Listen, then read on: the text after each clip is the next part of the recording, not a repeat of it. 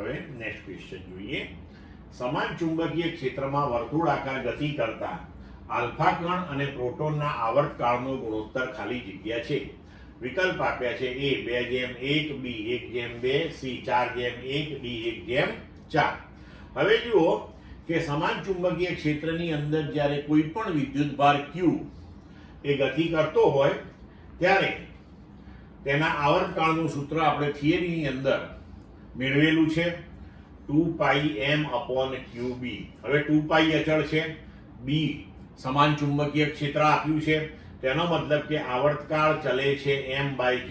m એ વિદ્યુતભારનું દળ છે, એટલે કે જે તે કણનું દળ છે, અને q એ જે તે કણ પરનો વિદ્યુતભાર છે. તો હવે આપણે આવર્તકાળ આલ્ફા ટી આલ્ફા અપોન આવર્તકાળ પ્રોટોન ટી પ્રોટોન બરાબર લખી શકીએ m alpha upon m proton into q proton upon q alpha.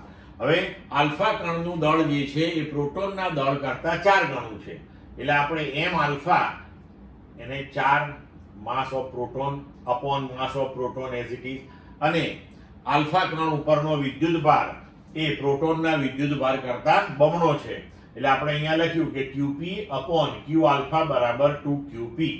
હવે mp mp કેન્સલ કરીએ, qp qp કેન્સલ કરીએ તો આપણો જવાબ આવ્યો 2, એટલે કે આપણો વિકલ્પ પ્રમાણેનો જવાબ થશે 2:1 એટલે A.